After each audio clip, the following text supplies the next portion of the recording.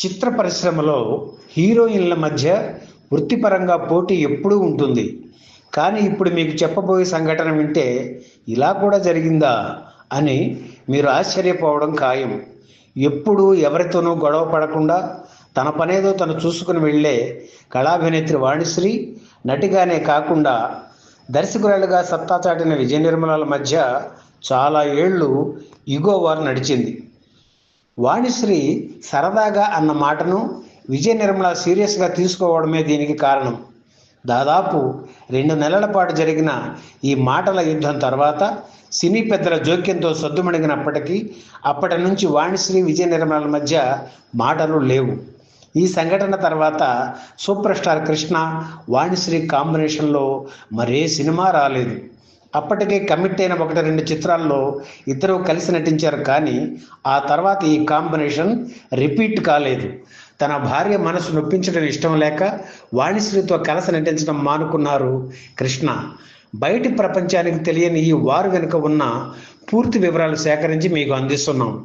మొదటి ప్రపంచ మహాసభలు 1975లో హైదరాబాద్లో జరిగాయి. ఈ సభల నిర్వహణ కోసం తెలుగు చిత్ర పరిశ్రమ సంక్షేమ నిధిని సేకరించాలని, ఇందుకోసం తారలతో వినోద కార్యక్రమాలు నిర్వహించాలని నిర్ణయించింది. ఆ సమయంలో తెలుగు సినీ కళాకారుల సంఘానికి గుమ్మడి అధ్యక్షుడిగా ఉన్నారు. నెల్లూరు, గుంటూరు, విజయవాడ, భీమవరం, రాజమండ్రి, వైజాగ్, హైదరాబాద్ నగరాల్లో తారలు పర్యటించి వినోద ప్రదర్శనలు ఇచ్చారు. హీరో కృష్ణ, విజయ నిర్మల, వాణిశ్రీ, కాంచన, గుమ్మడి, ప్రభాకర రెడ్డి తదితరులు ఎందరో పాల్గొన్నారు.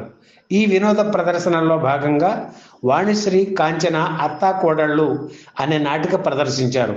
ఇందులో కాంచన సరస్వతిగా, వాణిశ్రీ లక్ష్మిగా పౌరాణిక పాత్రలు పోషించారు.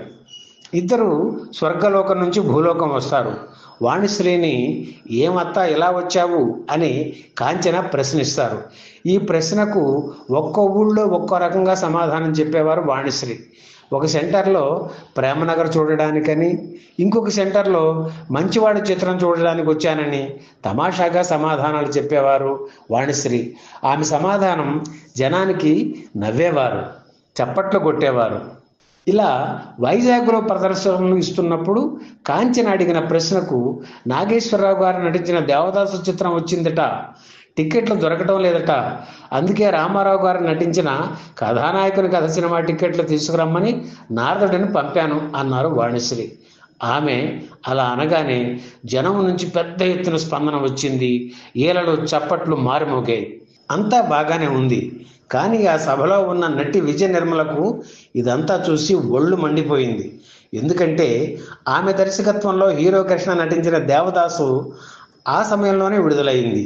అక్కినేని దేవదాసు చిత్రం ప్రస్తావన అనవసరంగా తెచ్చి తమ దేవదాసు చిత్రాన్ని కించపరిచారని, ఆ చిత్రానికి వసూళ్లు లేవని దెప్పి పొడిచారని విజయ నిర్మల భావించారు. అయితే ఆ సమయంలో ఆమె ఏమీ మాట్లాడలేదు. తన ఆగ్రహాన్ని మనసులోనే దాచుకున్నారు. వైజాగ్ తర్వాత మరో 2 నగరాల్లో ప్రదర్శనల్లో వాణిశ్రీ పాల్గొనాల్సి ఉన్నా అక్కడికి వెళ్లకుండా మద్రాసు తిరిగి వెళ్ళిపోయారు.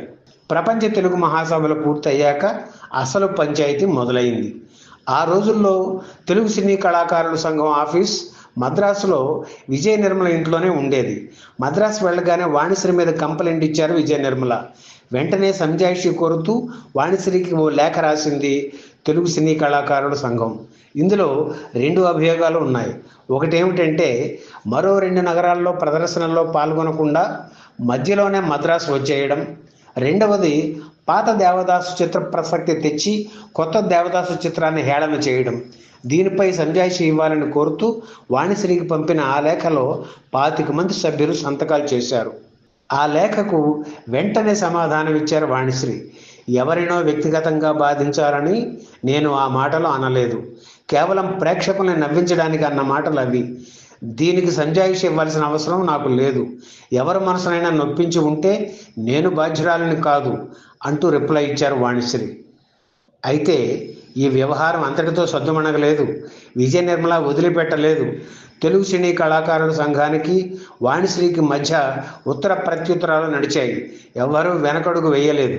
చివరికి జూలై 30లోగా వాణిశ్రీ క్షమార్పణ చెప్పకపోతే ఆమెను సంఘం నుంచి తొలగిస్తామని, ఆమెతో ఎవరూ కలిసి నటించకుండా చర్యలు తీసుకుంటామని సినీ కళాకారుల సంఘం అల్టిమేటం జారీ చేసింది. ఇది చిత్ర పరిశ్రమలో సంచలనం సృష్టించింది. వాణిశ్రీకి సన్నిహితుడైన నటభూషణ శోభన్ బాబు కూడా ఈ విషయంలో వాణిశ్రీకి నచ్చజెప్పాలని ప్రయత్నించారు. కానీ ఆమె వెనక్కి తగ్గలేదు. మరోవైపు ఈ బాయ్కాట్ సాధ్యమయ్యే పనేనా అనే చర్చలు మొదలయ్యాయి. ఎందుకంటే వాణిశ్రీ అప్పటికే టాప్ హీరోయిన్, చేతిలో చాలా సినిమాలు ఉన్నాయి, వాటిల్లో అగ్ర హీరోల చిత్రాలు ఉన్నాయి.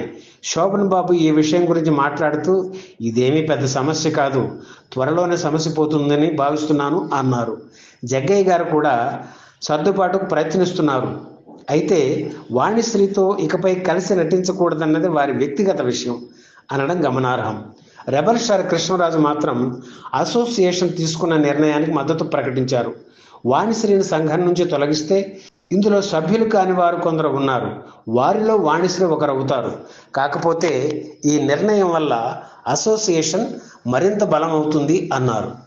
ఈ వ్యవహారం మరింత ముదరకుండా జగ్గయ్య జోక్యం చేసుకుని ఇరు వర్గాలకు రాజీ కుదిర్చారు. రాజీ సమావేశం జూలై 31న మద్రాసులోని సవేరా హోటల్లో జరిగింది. ఇందులో గుమ్మడి ప్రభాకర రెడ్డి, సత్యనారాయణ, కృష్ణరాజు, వాణిశ్రీ పాల్గొన్నారు.